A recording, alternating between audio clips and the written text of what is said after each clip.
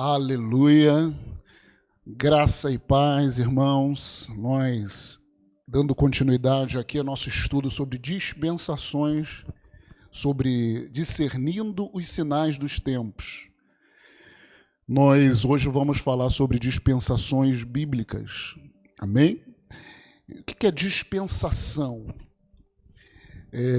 A definição de dispensação é uma expectativa e propósito único, um propósito único que Deus tem para um determinado grupo de pessoas durante um período divinamente designado. Dentro de um período, há uma expectativa e um propósito único de Deus para aquelas pessoas.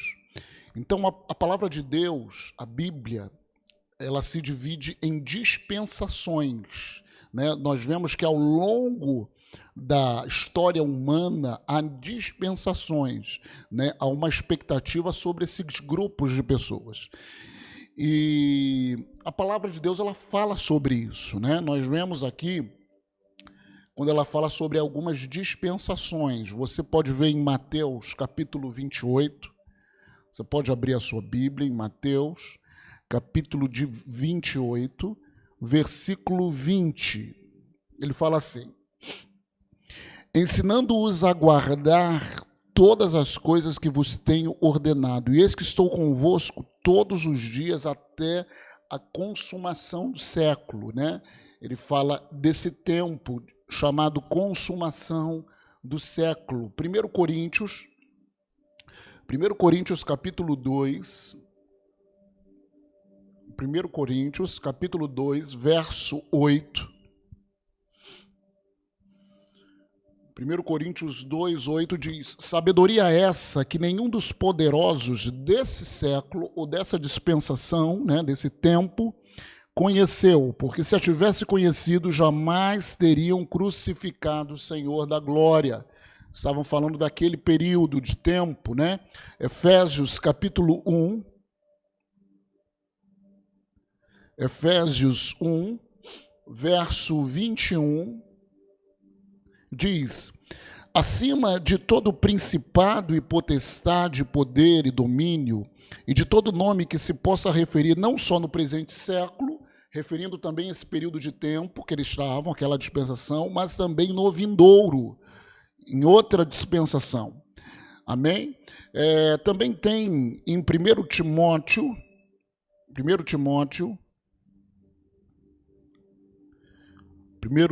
primeira carta de Paulo a Timóteo, capítulo 1, verso 17.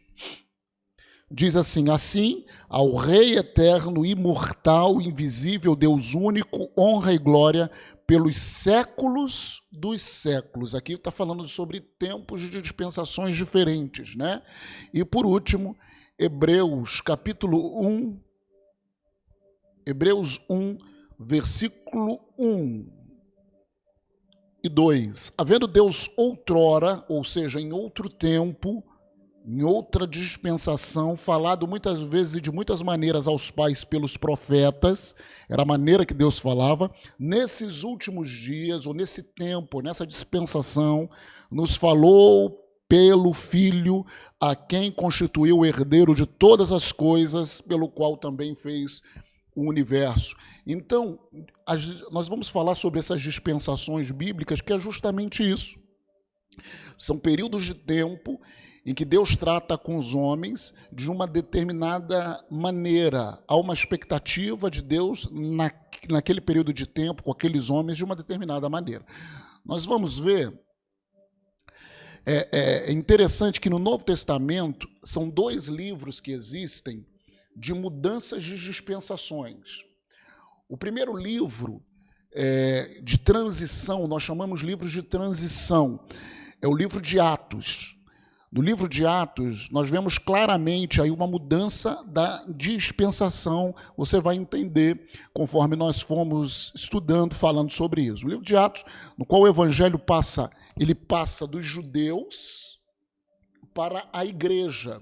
Há uma mudança, uma transição, né? Deus ele lidava com os judeus, com o povo de Israel, e a partir do livro de Atos ele começa a lidar com a igreja. que é composta de judeus e gentios que aceitaram a Jesus, que confessaram a Jesus, né? Então, há essa transição, há essa mudança, né? Deus lidando com judeus e agora Deus vai lidar com a igreja.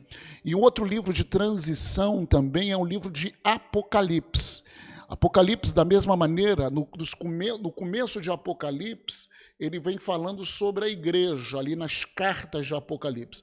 Mas logo depois das cartas, há uma transição também da igreja para, novamente, os judeus. Então, são livros de transição, você vai entender melhor ao passar dessa aula sobre dispensações. Então, nós vamos estudar, existem diferentes posições sobre quantas dispensações existem, né? Diferentes posições teológicas. Mas nós vamos nos basear sobre as 7 dispensações. 7 dispensações ou 7 eras, né? Nós vamos falar nesse estudo sobre a primeira, que é a Era da Inocência, essa dispensação que vai do paraíso, que vai de quando Deus cria o Éden, a criação do homem, até o pecado, até o homem e a mulher pecarem.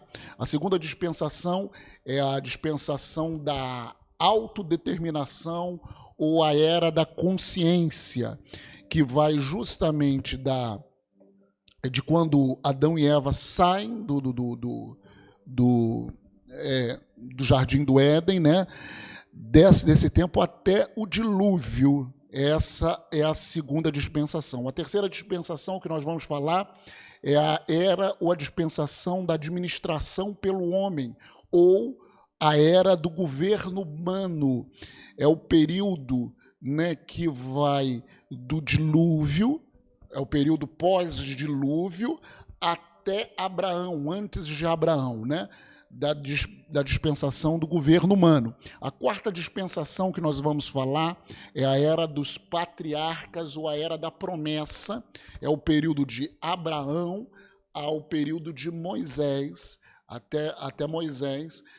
A quinta dispensação é a era da lei, né? A dispensação da lei, que é no período de Moisés até Pentecostes, ou seja, justamente na transição que nós falamos ali no livro de Atos, né?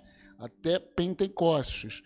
A sexta dispensação, ou sexta era, é a era que nós estamos atualmente, que é a era da graça, a dispensação da graça, ou a era da igreja, que vai de Pentecostes até o arrebatamento da igreja. E a sétima e última dispensação é a era do reino, que é o período justamente do milênio, ou do reinado do Messias aqui na Terra. É o período que vai no finalzinho da tribulação até o fim do milênio. Amém? Então nós vamos assim começar falando sobre a era da inocência, a primeira dispensação. Isso está lá em Gênesis de 1 a 3, Gênesis capítulo 1 e Gênesis do capítulo 1 ao capítulo 3. Essa era da inocência fala do tempo da inocência ou do paraíso. Período entre a criação do homem, né, nós falamos aí, até a queda do pecado. Tem algumas características aí, né? O homem, ele vivia... o objetivo de Deus é o homem vivia muito, o homem ele tinha comunhão com Deus. Algumas características, uma comunhão, era um tempo que as coisas eram feitas, e lá em Gênesis capítulo 1, versículo 31, um tempo que tudo era muito bom. A natureza, nem o homem tinha o efeito do pecado. Gênesis 1, verso 31, diz o seguinte: viu Deus tudo quanto fizera, e eis que era muito bom.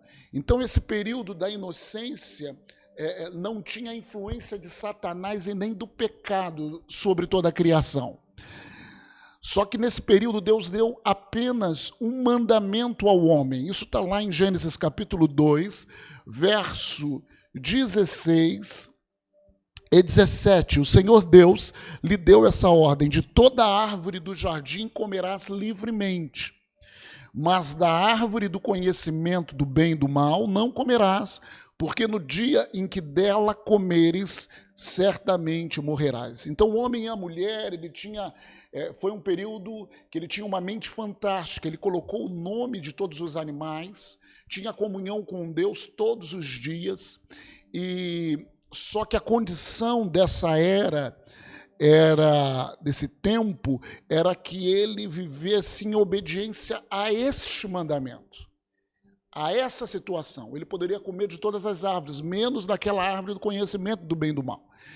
E nós sabemos que a mulher comeu e deu para o homem, e ali o pecado entrou. Deus tinha falado: olha, no dia que você comer, você vai morrer. E ele comeu e a morte veio. Então essa é a era da inocência, né, da criação, desse tempo de criação, desse tempo que tudo era muito bom, até o tempo do pecado. E aí nós entramos na segunda era, que é a era da consciência. Segunda era que está desde o capítulo 4 de Gênesis ao capítulo 7. Ela é caracterizada pelo fato de Deus não ter dado novas regras. A partir do que o homem pecou, morreu, o homem e a mulher foram expulsos do Éden, do paraíso, né? E a partir de então Deus não deu novas regras, era baseado agora pela sua consciência, pela consciência do bem e do mal que eles tinham. Porque eles comeram da árvore do bem e do mal, eles deveriam viver por essa consciência. Por isso que nós falamos era da consciência. Os homens tinham liberdade de viver com uma certa autodeterminação. Também é chamado de era da autodeterminação, fazendo o que bem entendesse. Agora, o homem deveria dominar sobre o pecado com a liberdade que tinha recebido. Gênesis 4, Gênesis capítulo 4, no verso 7, Deus, quando ele fala com Caim, ele fala assim: se procederes bem, não é certo que serás aceito, se todavia procederes mal, eis que o pecado jaz à porta. O seu desejo será contra ti, mas a ti cumpre dominá-lo. Então, o homem ele tinha que viver dominando esse instinto do pecado, né? Aí que, e nós sabemos que nessa era da consciência o homem novamente ele cai, justamente quando Deus ele tem essa conversa com Caim. Essa conversa foi quando Caim trouxe uma oferta, né? E Deus não se agradou de Caim nem da sua oferta, e também Abel trouxe uma oferta e Deus se agradou da oferta de Abel e da sua oferta. Logo depois que Deus ele fala com Caim, Caim mata o seu irmão Abel. Então nós vemos nessa era que o homem novamente, o homem ele perde nesse tempo, né? Ele peca nesse tempo. O homem deveria dominar o pecado, nós já falamos, aconteceu o primeiro assassinato, que está logo aqui no capítulo 4 de Gênesis, no verso 8, né? Acontece o primeiro assassinato. A consequência dessa impiedade, né? Porque o homem, a partir do primeiro assassinato, muitos pecados foram acometidos, tanto na descendência de Caim, e muitas coisas começaram a acontecer, de tal maneira que em Gênesis Gênesis 6, 8, ao capítulo 8 e 14, a impiedade do homem era tão grande que Deus ele determinou o dilúvio, justamente nessa era, né? E salvou ali Noé e a sua família. Ao contrário de Caim, nessa era, Abel trouxe um sacrifício verdadeiro. Isso é muito interessante. Por isso, ele mesmo se tornou um sacrifício. ali já era profeticamente, Abel estava com aquele sacrifício, profeticamente já estava falando sobre o sacrifício de Cristo por nós. Uma imagem profética da morte de Jesus, né? E Abel, ele morreu, e Sete, que nasceu no lugar do Abel, é uma indicação de Cristo ressurreto. Ou seja, a morte de Abel é uma indicação de Jesus, é uma imagem profética de Jesus. O sangue derramado de Abel é uma imagem de Jesus morrendo por nós. E o nascimento de Sete, é interessante que está em Gênesis capítulo 4, o verso 25, verso 25 e 26, fala o seguinte: tornou Adão a coabitar com sua mulher, e ela deu à luz um filho, a quem pôs o nome de Sete, porque disse ela: Deus me concedeu outro descendente em lugar de Abel, que Caim matou. A Sete nasceu-lhe também um filho, a qual pôs o nome de Enos, daí se começou a invocar o nome do Senhor. Então, Sete é um sinal profético para nós da ressurreição de Jesus, assim como Abel é um sinal profético da morte de Jesus na cruz por nós. É interessante que nós vemos na linhagem de Sete, do filho de Adão e Eva, Sete, nasceu Enoque. Enoque, que descendeu de Sete, viveu com Deus e foi arrebatado no fim da sua vida. Enoque foi arrebatado, isso está lá em Gênesis capítulo 5, versículo 24, fala assim: andou Enoque com Deus e já não era, porque Deus o tomou para si. Esse arrebatamento de Enoque é uma representação do arrebatamento da igreja. Isso pode ser uma representação do arrebatamento da igreja. Então, Enoque andou com Deus, da linhagem de Sete, Abel e Sete, que significa a morte e a ressurreição de Jesus, né? Nasceu Enoque, nasceu a igreja. E antes de Deus destruir a terra, aquele mundo da antiguidade pelo dilúvio, Deus arrebatou Enoque. Então, Enoque é uma representação da igreja arrebatada.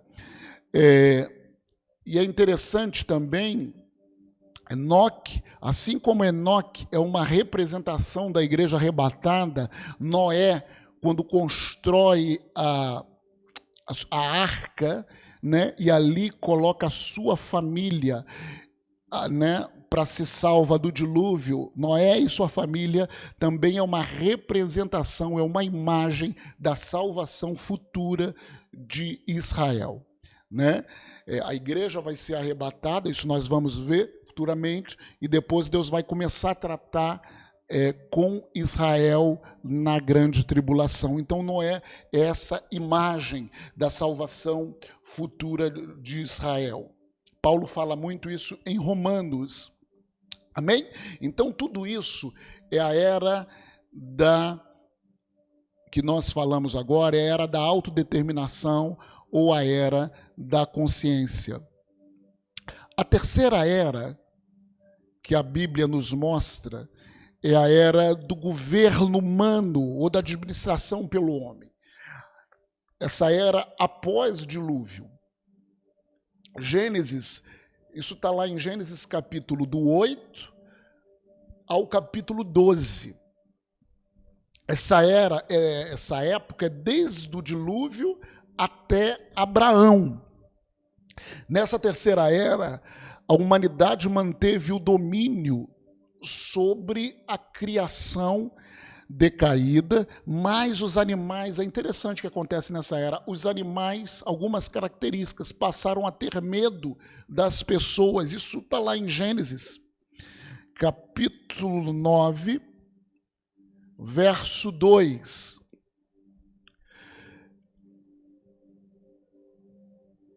2 diz o seguinte: pavor e medo de vós virão sobre todos os animais da terra e sobre todas as aves do céu. Tudo que se move sobre a terra e todos os peixes do mar, nas vossas mãos serão entregues. Outra característica dessa era, está lá no versículo 3.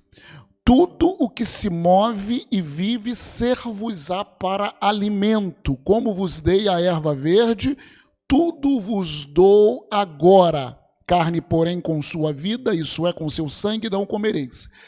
Nessa era que Deus dá essa condição para o homem começar a se alimentar de carne. Até então, ele não se alimentava de carne, ele se alimentava das frutas, né, dos vegetais, mas nessa era, Deus permitiu ao homem comer da carne, não do sangue, né? Foi introduzida nessa era a pena de morte. Porque aqui no versículo 5, ele fala assim: certamente requererei o vosso sangue, o sangue da vossa vida, de todo animal o requererei, como também da mão do homem, sim, da mão do próximo de cada um requererei a vida do homem. Se alguém derramar o sangue do homem, pelo homem se derramará o seu, porque Deus fez o homem segundo a sua imagem. Por quê? Nessa era que tem essa questão do, se alguém derramasse, matasse alguém, o sangue também dele seria derramado. Isso não aconteceu na era anterior, né, quando Caim matou Abel. Pelo contrário, Caim matou Abel, Deus colocou um sinal em Caim para que ele não fosse morto. Mas nessa era se introduziu justamente quem matasse algum ser humano, ele também seria morto. Surgiu a primeira instância governamental. Nós vemos isso na Torre de Babel, né? Na Torre de Babel, uma instância, ainda que uma ditadura e não um governo espiritual. Nessa era, Noé, quando Noé sai da arca, ele profetiza sobre os seus 3 filhos. Ele tinha 3 filhos, Cã, Sem e Jafé. Cã também era chamado de Canaã, por ser o pai de Canaã. Ele se tornou servo de Sem e Jafé. Por quê? Né? A palavra de Deus, ela mostra que depois do dilúvio, né, Noé, ele tinha uma vinha, ele bebeu do vinho daquela vinha e ficou embriagado. E diz ali o texto que Cã viu a nudez do seu pai e foi fazer uma chacota para os seus irmãos. E os seus irmãos Sem e Jafé, eles trouxeram um pano, né, sem ver a nudez do pai, trouxeram um pano, cobriram o pai. Por causa disso, depois Noé soube disso, Noé decretou a questão, uma maldição sobre a vida de Cã, né? Nós vemos isso lá em Gênesis 9, 18 a 19 e 22, Gênesis 10, 6 e 18 a 20. Um desses é eles se tornarem servos. A descendência de Cã ia ser servo de Sem e Jafé. Apenas quando Noé abençoou os seus filhos, apenas com relação a Sem, o Senhor diz que era Deus de Sem. Deus de Sem. Por quê? Da descendência de Sem que vem o povo de Israel. Justamente da descendência de Sem que vem o povo de Israel. E sobre Jafé, diz que Jafé habitaria nas tendas de Sem. Isso significa que as nações descendentes de Jafé seriam abençoadas pela casa de Israel. Amém? A próxima era, a próxima dispensação que nós temos, que é a 4ª dispensação, é a era ou a dispensação dos patriarcas. Isso está lá em Gênesis capítulo 12 a Gênesis capítulo 50. Nessa dispensação, né, Deus deu uma promessa para Abraão. Sai da tua terra, da tua parentela, da casa de teus pais. E ela começou com a obediência de Abraão, de sair da terra, da parentela, da casa dos pais dele, e ir para a terra que Deus iria mostrar. E Abraão obedeceu a Deus. Nessa era, Deus voltou-se para Abraão e a sua descendência da promessa. Deus prometeu a Abraão um filho através de Sara, que era Isaque. Então, nessa era, nós vemos Deus se voltando para Abraão e para a sua descendência. E todos aqueles que abençoassem a Abraão seriam, e a sua descendência seriam abençoados. E todos aqueles que fossem contra Abraão, né, Deus se voltaria contra eles. Né? Deus voltou-se para Abraão, para fazer dele o portador da linha da promessa que levaria Cristo ao Redentor. Gênesis capítulo 15.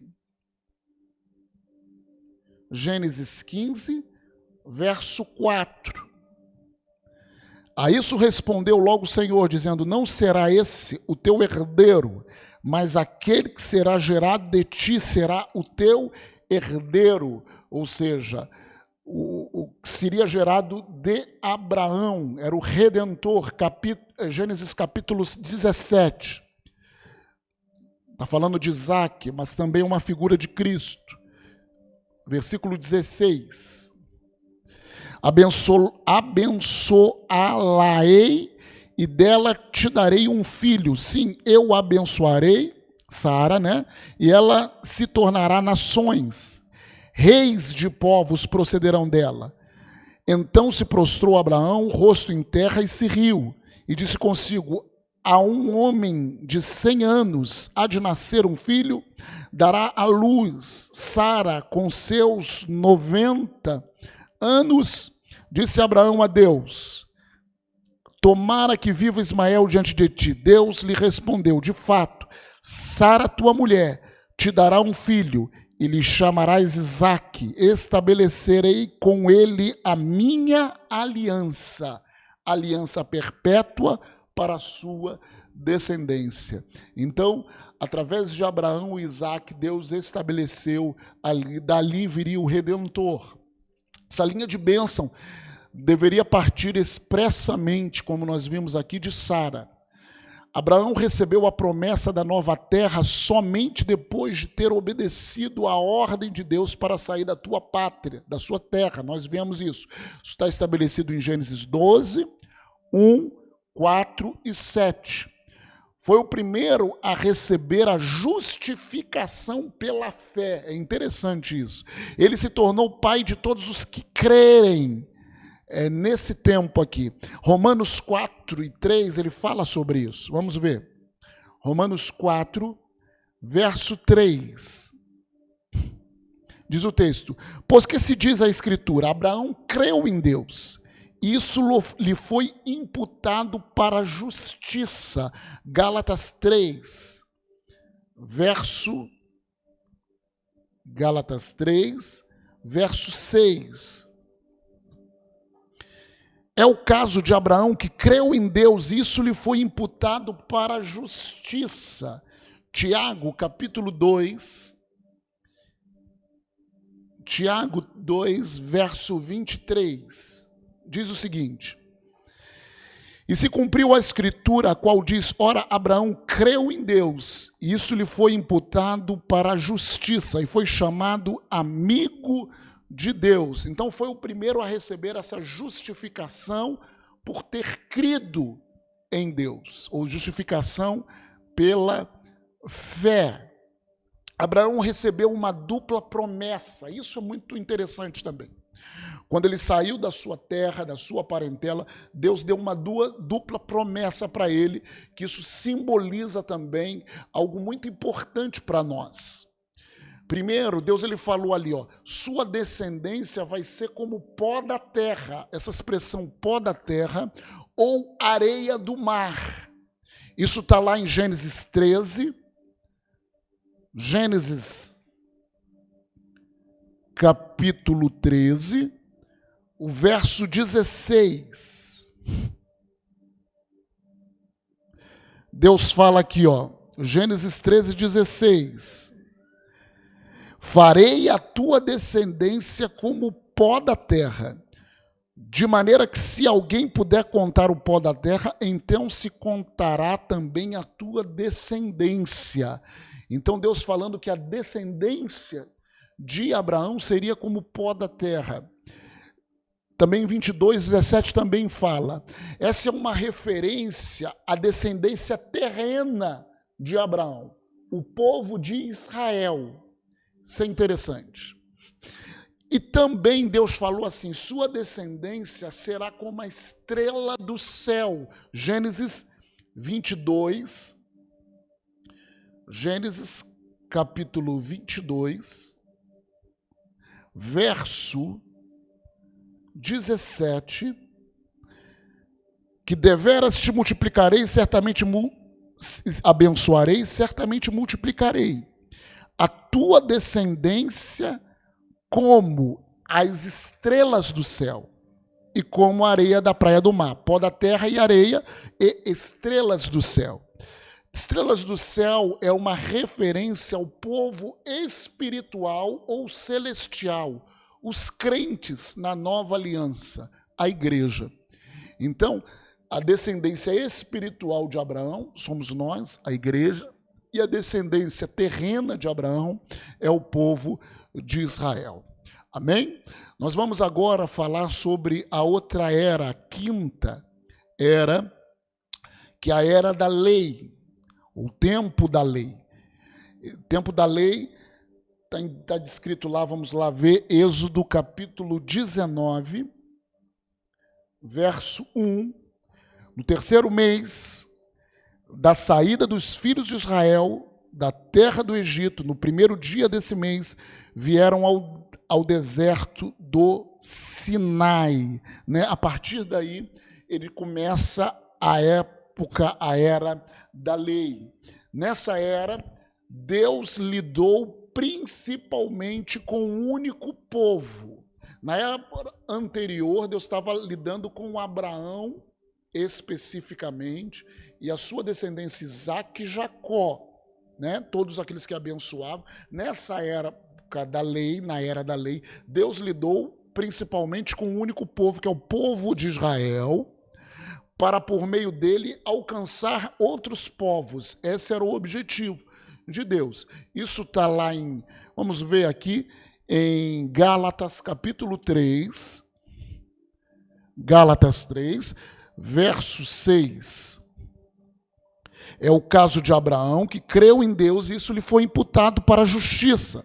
Sabei, pois que os da fé é que são filhos de Abraão, ora, tendo a Escritura previsto que Deus justificaria pela fé os gentios, pré-anunciou o evangelho a Abraão, em ti serão abençoados todos os povos, de modo que os da fé são abençoados com os crentes Abraão. Mas o que eu quero falar, vamos ver aqui, Mateus capítulo 1, Mateus 1, verso 1.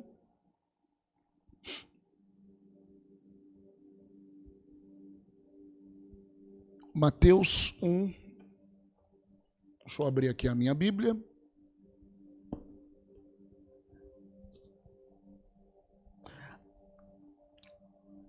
Mateus 1 e 2 fala justamente da geração de Abraão.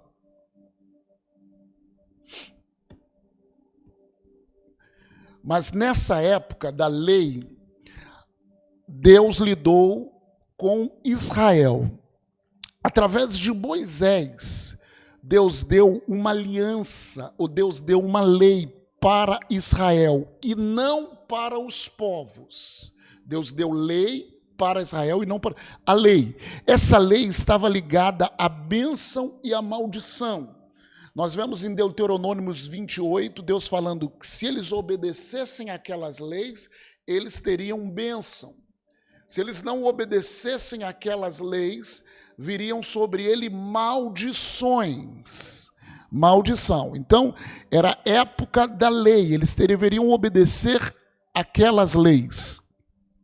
Como ninguém conseguiu cumprir a lei, sempre acabava trazendo a morte. Se eles não obedecessem, viria uma maldição, viriam pestes e viria a morte. Jesus foi o único, porque Jesus veio na época da lei, foi o único a cumpri-la integralmente. Agora, isso que é importante, quem está em Cristo cumpriu. Quando nós cremos em Jesus, cumprimos a lei e podemos viver eternamente. Romanos capítulo 10. Romanos 10, verso 4. Porque o fim da lei é Cristo, para a justiça de todo aquele que crê. Ora, Moisés escreveu que o homem que praticar a justiça decorrente da lei viverá por ela. Então o homem teria a vida se ele cumprisse todo o que a lei prescrevia, né? O que a lei determinava. A aliança do Sinai, ou lei do Sinai, ou a lei de Moisés, era composta de 248 ordenanças positivas, ou seja, aquilo que eles deveriam fazer, e 365 ordenanças negativas ou proibições. Então, num total, era 613 decretos, e eles tinham que obedecer todos os decretos. Se eles errassem em um, eles seriam condenados por todos. Então nós falamos aqui que Jesus foi o único que obedeceu a todos, entre os quais estavam aí dentro desses todos os decretos os 10 mandamentos. Os 10 mandamentos. A lei mosaica pertencia a uma determinada dispensação, essa dispensação da lei. Trata-se da aliança com Israel no Sinai, que está em Êxodo 20, de 1 a 2 e 24, 7. Os gentios não possuíam essa lei. Romanos 2, 12, ele fala o seguinte: assim, pois, todos os que pecaram sem lei, que eram os gentios, também sem lei perecerão. E todos os que com lei pecaram, os judeus, pecaram, mediante lei serão julgados. Romanos 9, 30.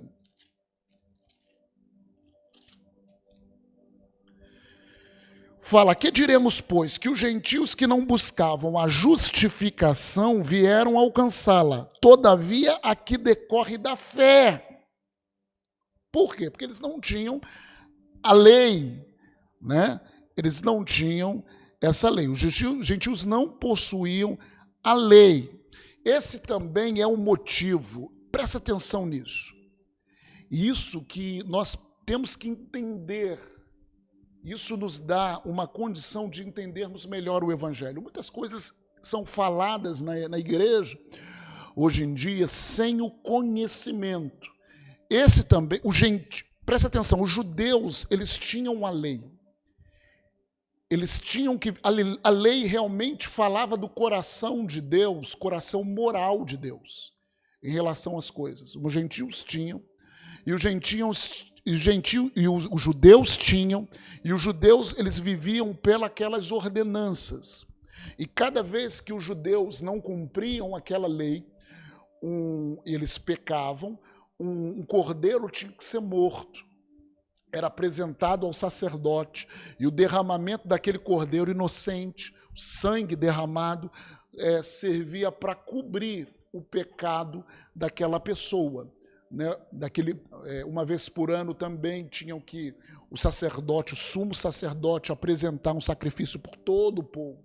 Então muitos animais morriam, muitos sangues eram derramados para cobrir o não cumprimento da lei, ou seja, o coração moral de Deus ali. O povo de Israel sabia o coração moral. Tanto que Jesus, ele é o sacrifício perfeito, ele é o cordeiro que tira o pecado do mundo. Ele derramou o seu sangue. Ele foi o único que viveu uma vida sem pecado. Ele cumpriu a lei na sua integralidade. Ele cumpriu a lei para que nós pudéssemos viver de acordo com a fé no sacrifício de Jesus. Nós somos justificados por aquilo que Jesus fez. Agora preste atenção. Também é o motivo pelo qual em Atos, os judeus, logo quando o Espírito Santo desce em Pentecoste e Pedro começa a fazer aquela pregação em Atos capítulo 2, havia muitos judeus ali, ou seja, judeus, eles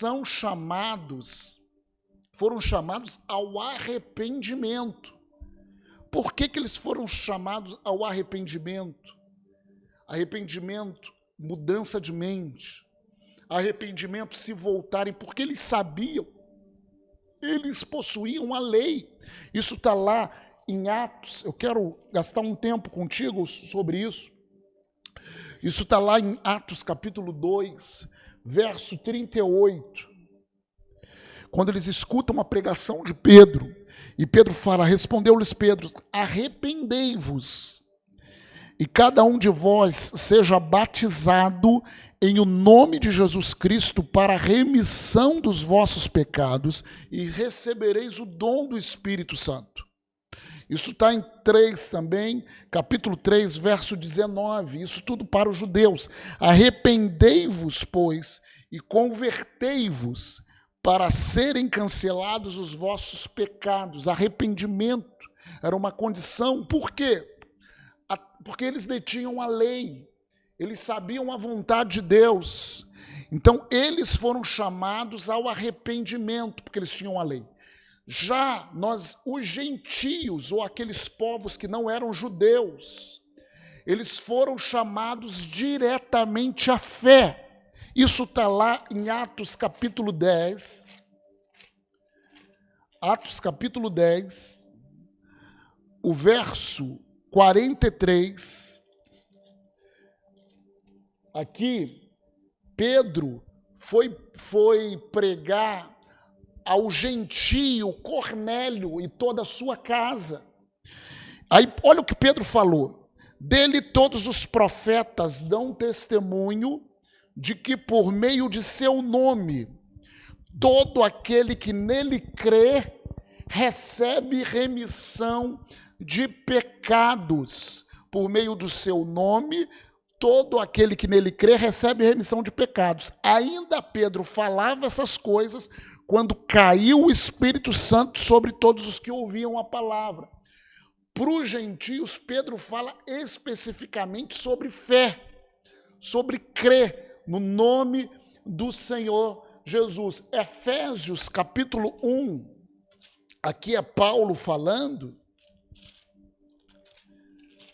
Efésios 1, versículo 3, em quem também vós, depois que ouvistes a palavra da verdade, o evangelho da vossa salvação, tendo nele também crido, fostes selados com o Santo Espírito da promessa.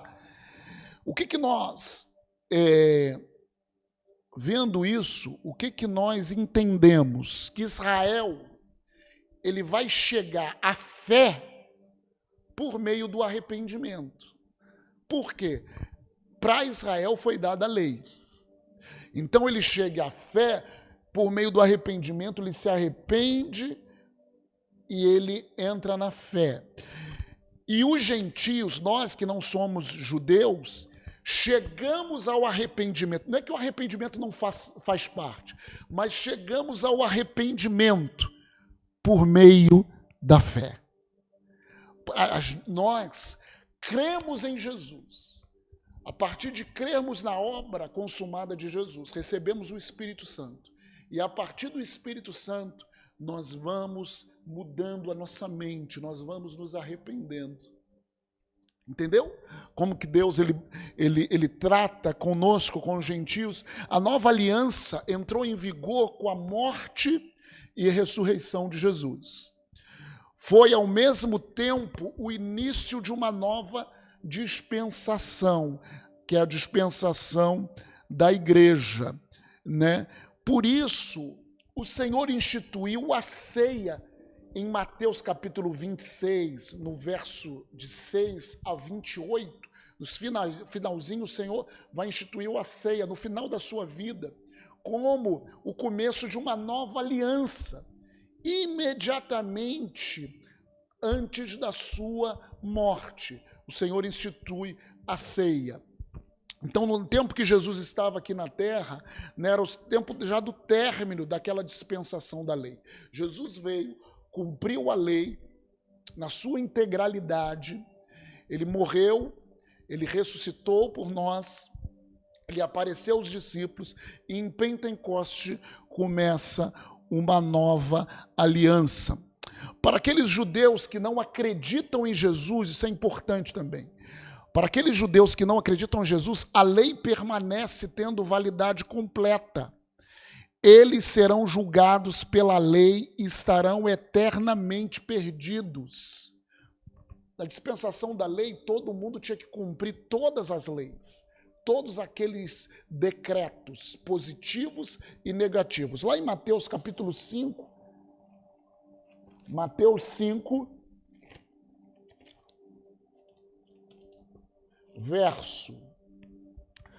Mateus 5,18.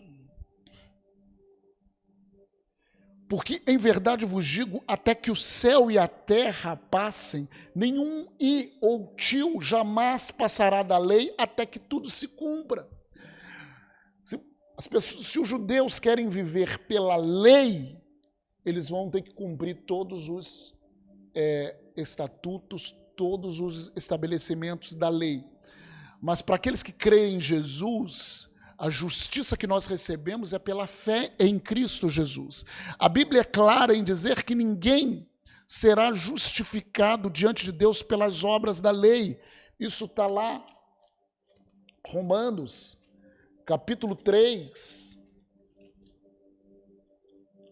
Romanos 3, 8.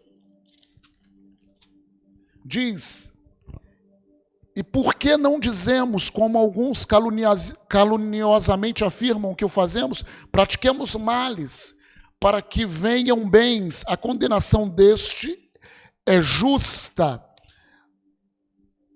Perdão, é Romanos 3, nós lemos errado, verso 20.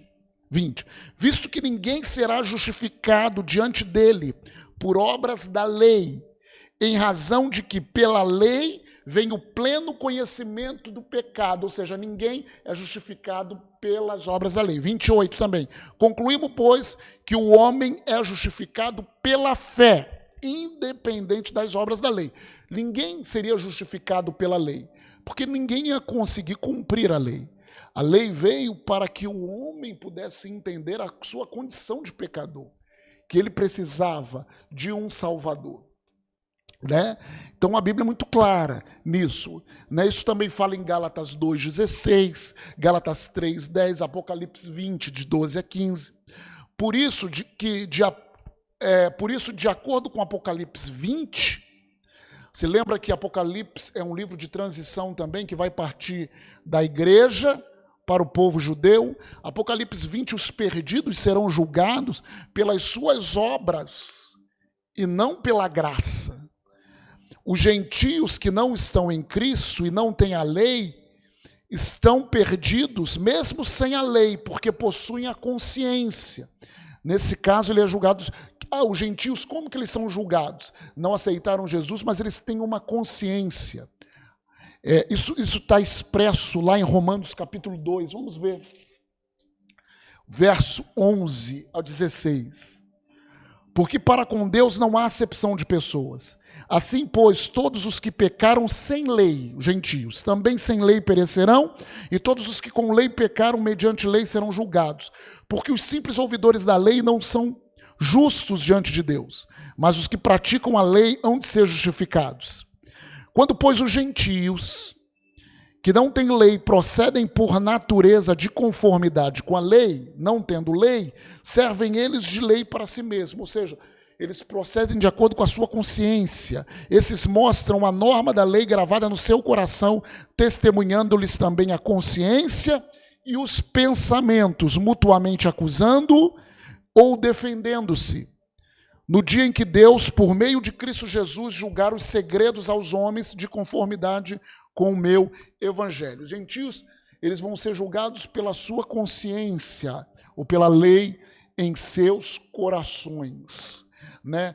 A era da igreja. Nós vamos falar agora sobre a sexta era, a era da igreja ou a era da graça.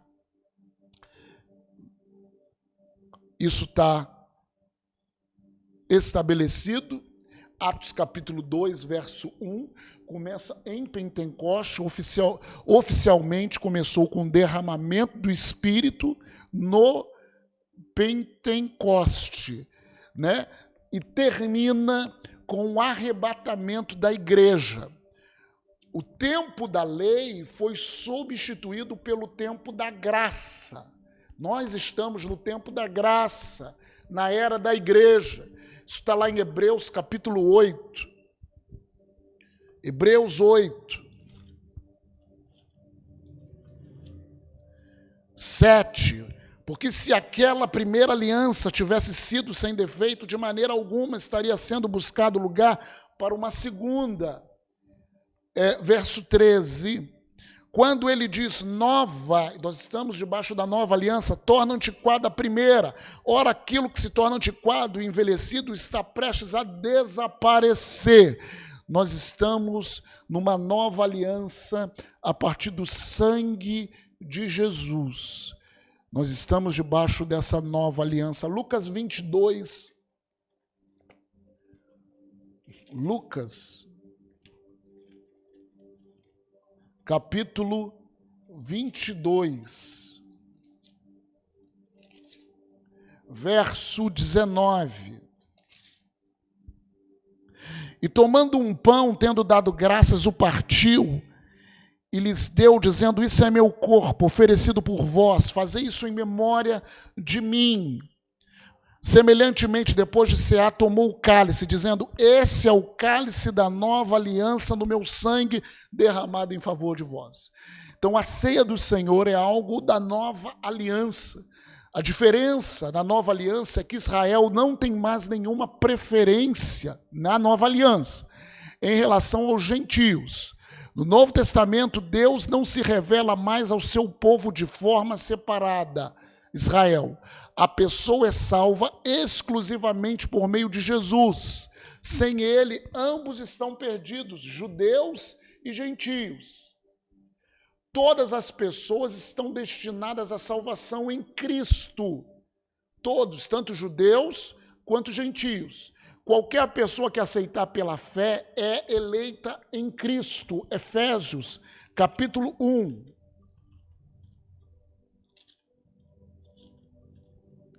Gálatas, Efésios, capítulo 1.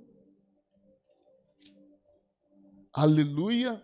Verso 3. Bendito Deus e Pai de nosso Senhor Jesus Cristo, que nos tem abençoado com toda sorte de bênçãos espirituais nas regiões celestiais em Cristo, assim como nos escolheu nele antes da fundação do mundo para sermos santos e irrepreensíveis perante ele, e em amor nos predestinou para ele, para a adoção de filhos, por meio de Jesus Cristo, segundo o beneplácito de sua vontade. Nós somos escolhidos, tanto judeus e gentios, em Cristo, a sua igreja em Cristo. Nós somos eleitos nele.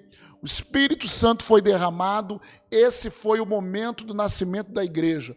É os últimos dias que nós estamos, na época da igreja, na era da igreja, onde o Espírito Santo está derramado sobre nós.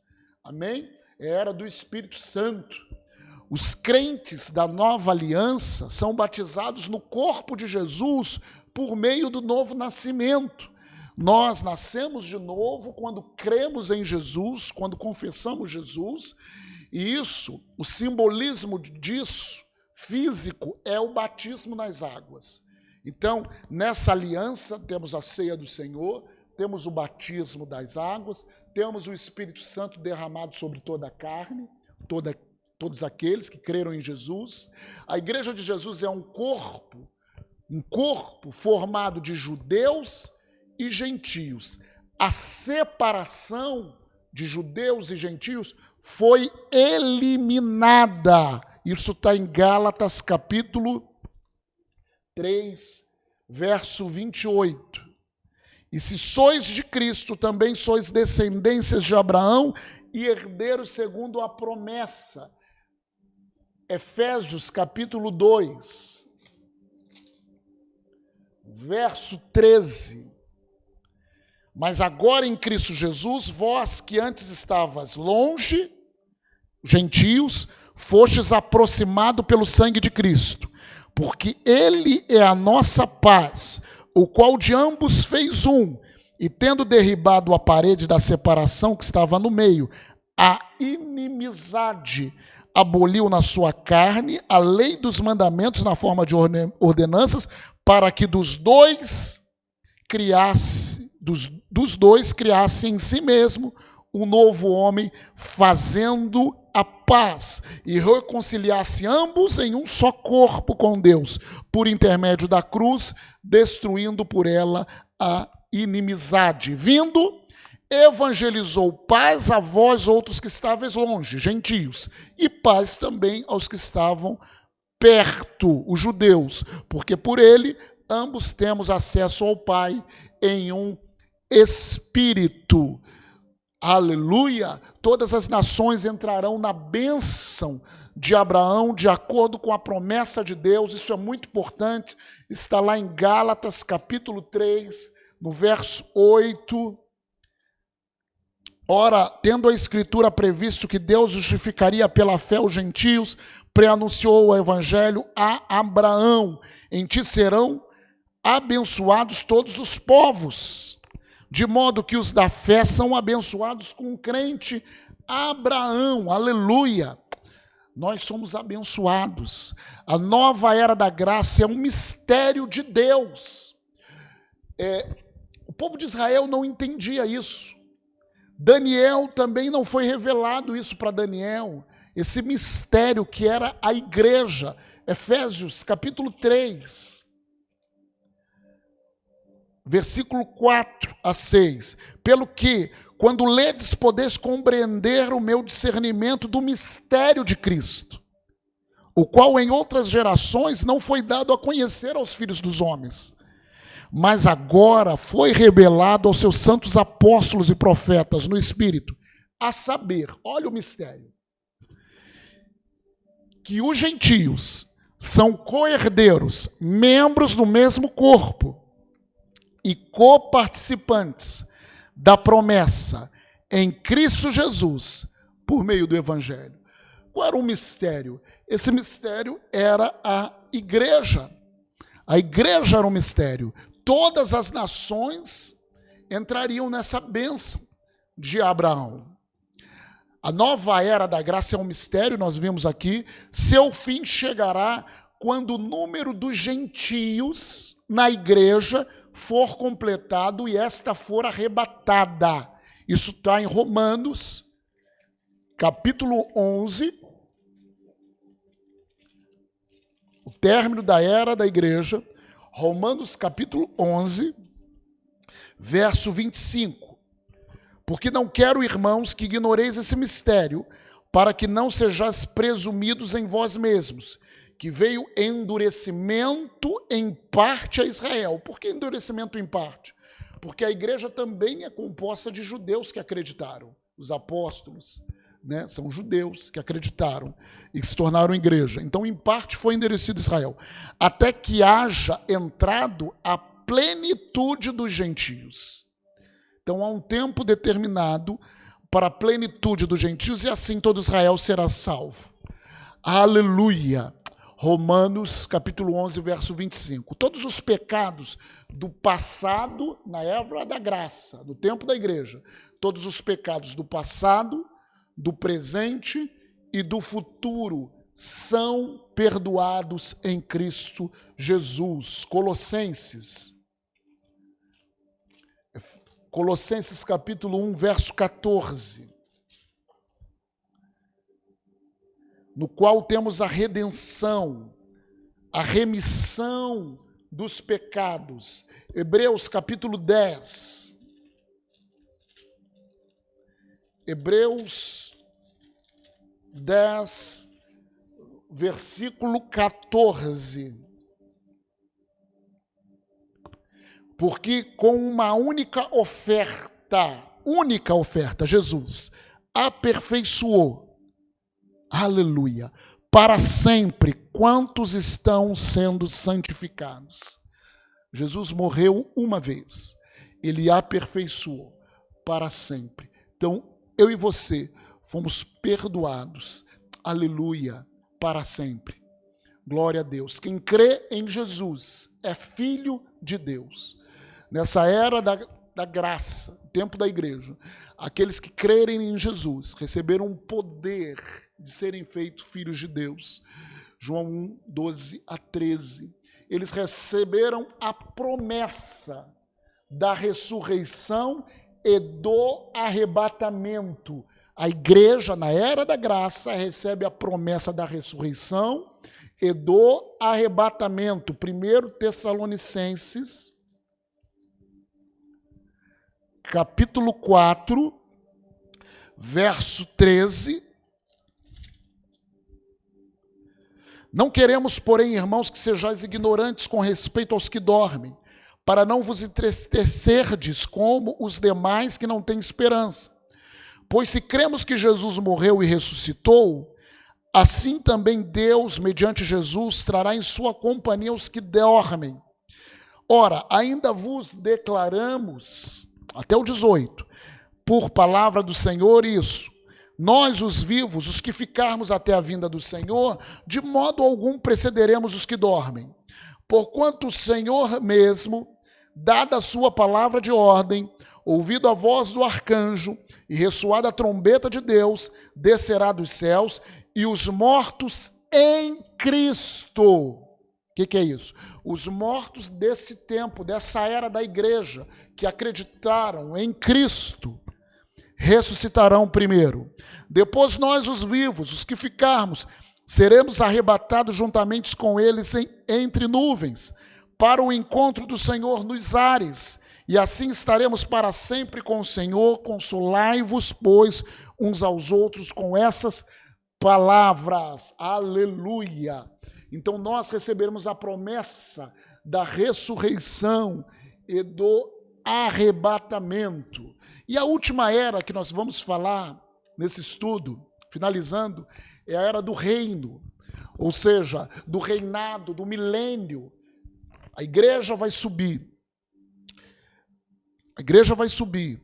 Vai acontecer o casamento de Jesus e a igreja. Enquanto aqui na terra está se passando, nós vamos entender isso nas próximas aulas, vai estar se passando a chamada tribulação, os 7 anos, a última semana de Daniel, Deus tratando com o povo de Israel, né? E no final dessa tribulação, no tempo da chamada grande tribulação, Jesus vai voltar com seus anjos, e Jesus vai reinar a partir de Israel por 1000 anos.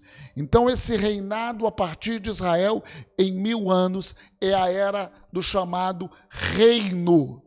Isso está lá em Isaías, abre em Isaías capítulo 52, Isaías capítulo 52,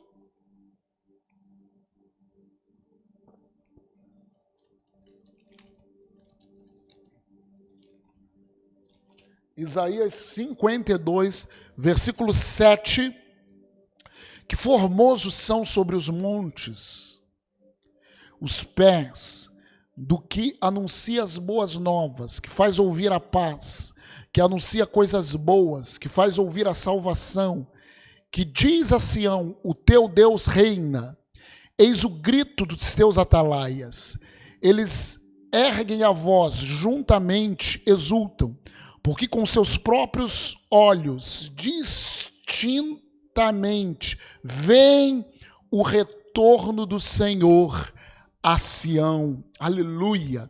Já entre 700 e 600 a.C., Isaías profetizou, vê o Senhor voltando, ou seja, aquele que já havia estado aqui, que ele já tinha vindo na primeira vinda, aqui nesse texto ele profetiza a segunda vinda, ele vê o Messias vindo novamente.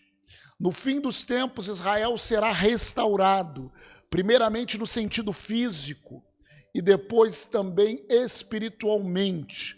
aleluia, com a recondução dos judeus, entenda isso, para sua terra natal, e a reconquista de Jerusalém, começou o fim da era da igreja. Alguns teólogos entendem dessa maneira.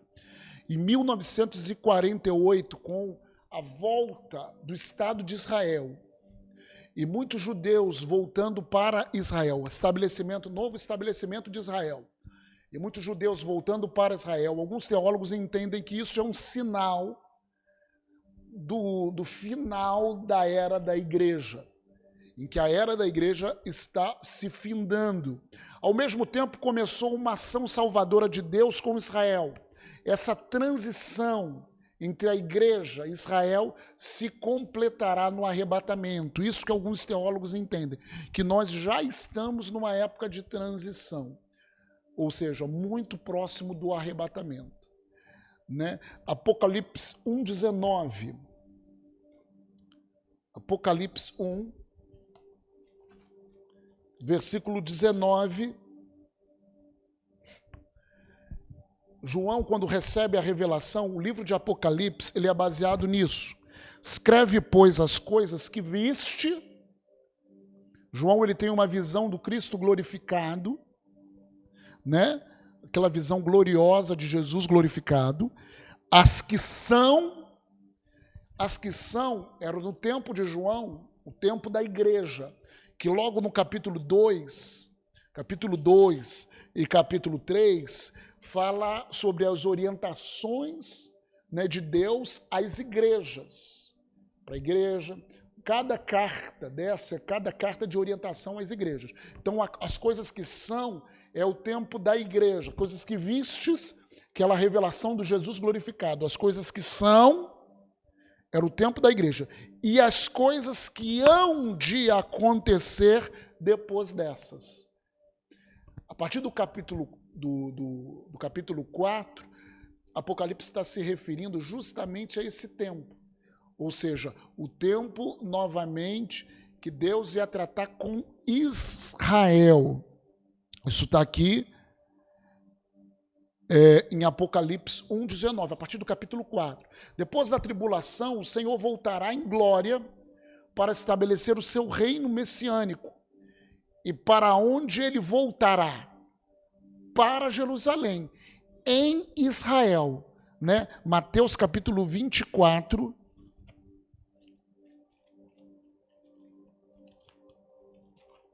Mateus 24, verso 29 a 31. Logo em seguida, a tribulação daqueles dias, o sol escurecerá, a lua não dará sua claridade, as estrelas cairão no firmamento e os poderes do céu serão abalados. Então aparecerá no céu o sinal do Filho do Homem. Todos os povos da terra se lamentarão e verão o Filho do Homem vindo sobre as nuvens do céu com poder e muita glória.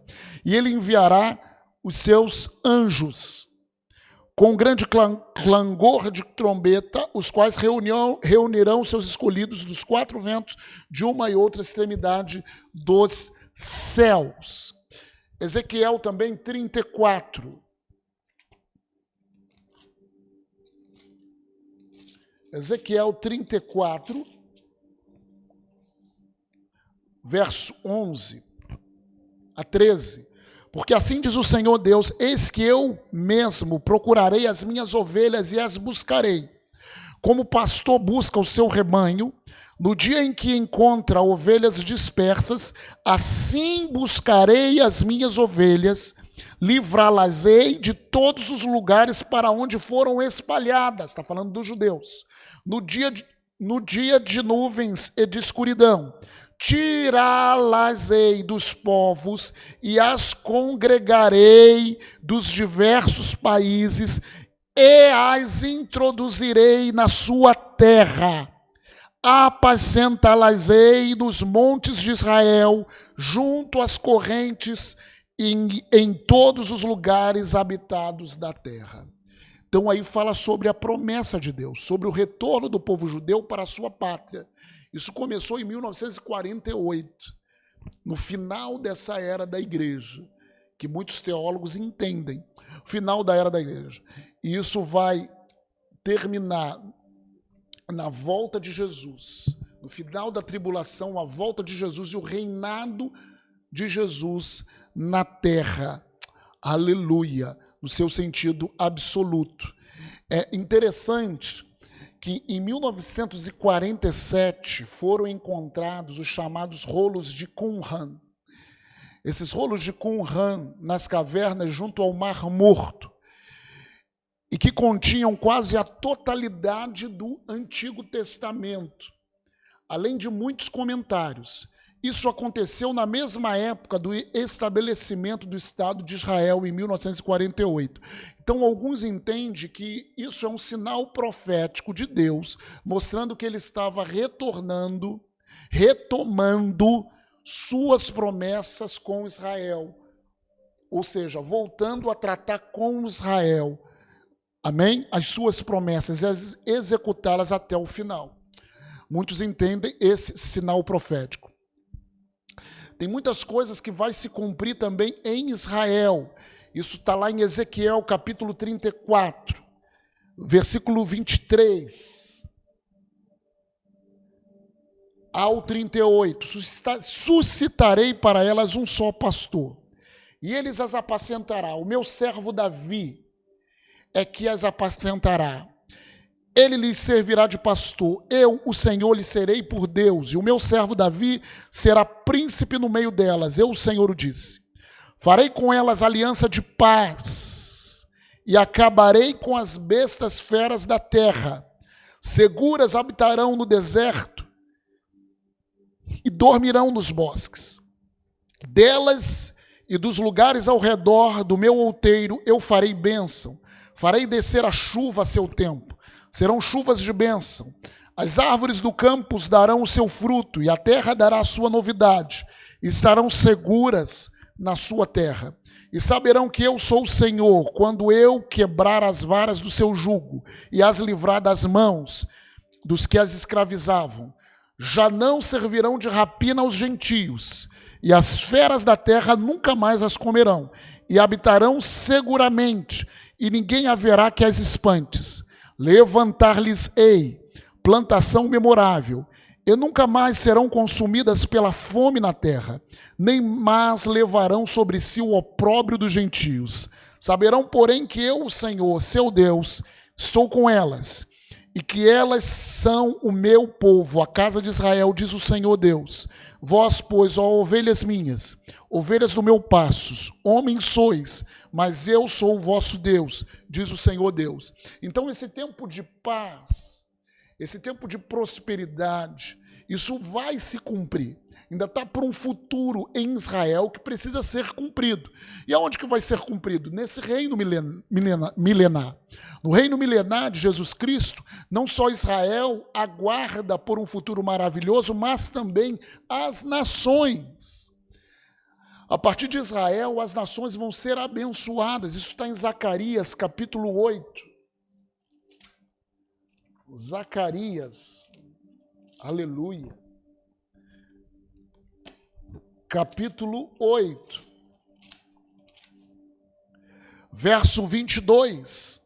Virão muitos povos e poderosas nações buscar em Jerusalém ao Senhor dos Exércitos e suplicar o favor do Senhor. Nesse tempo, dessa era do reino, Satanás será preso durante 1000 anos. Isso corresponde à duração do reino messiânico sobre a terra. Está em Apocalipse, capítulo 20. Apocalipse 20, verso 1 a 3. Então vi descer do céu, um anjo tinha na mão a chave do abismo e uma grande corrente. Ele segurou o dragão, a antiga serpente, que é o diabo, Satanás, e o prendeu por 1000 anos, lançou-o no abismo, fechou e pôs selo sobre ele, para que não mais enganasse as nações, até se completarem os 1000 anos. Depois disso, é necessário que ele seja solto pouco tempo. Aleluia!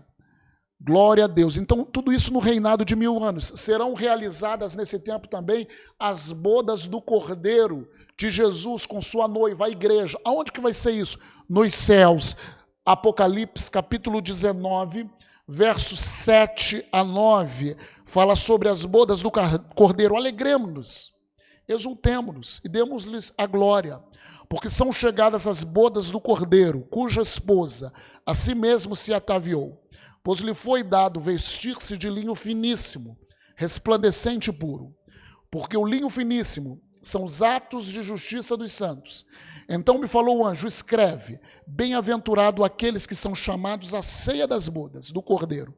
E acrescentou: são estas as verdadeiras palavras de Deus. Amém?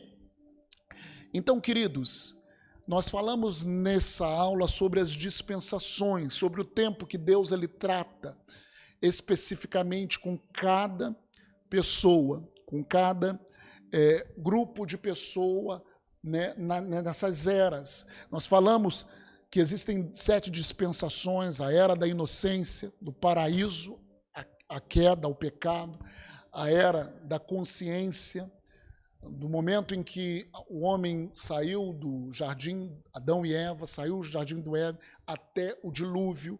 Nós falamos sobre a era do governo humano, do momento pós-dilúvio até o momento de Abraão, a era dos patriarcas ou da promessa de Abraão até Moisés, a 5ª era, a era da lei, o período de Moisés até Pentecostes, né? Jesus veio nessa era da lei, ele veio cumprir a lei. Nós falamos da era da graça, ou era da igreja, que é na descida do Espírito Santo em Pentecostes, em Atos, que é um livro de transição de judeus para a igreja, até o arrebatamento, que é a era da igreja, em que a igreja agora é composta de judeus que creram em Jesus e de gentios. E todos nós temos a mesma condição diante do Senhor. E, por último, a 7ª era, a era do reino, né? Em que, no final da tribulação, Jesus vai voltar e vai estabelecer em Israel, para estabelecer o seu governo em Israel. Nós vemos também no livro de transição de Apocalipse, né? Essa transição da igreja para Deus tratando com Israel. Amém? Que Deus possa abençoar e acrescentar a sua vida. Vamos orar. Pai, eu coloco esse meu irmão, essa minha irmã, e que haja luz e que haja entendimento, que seja muito mais do que um estudo, mas que seja uma revelação dos corações, que o Senhor continue falando e dando sede e fome pela tua palavra ao coração desse irmão, ao coração dessa irmã, em o nome de Jesus. Amém. Eu abençoo a tua vida. Até a próxima.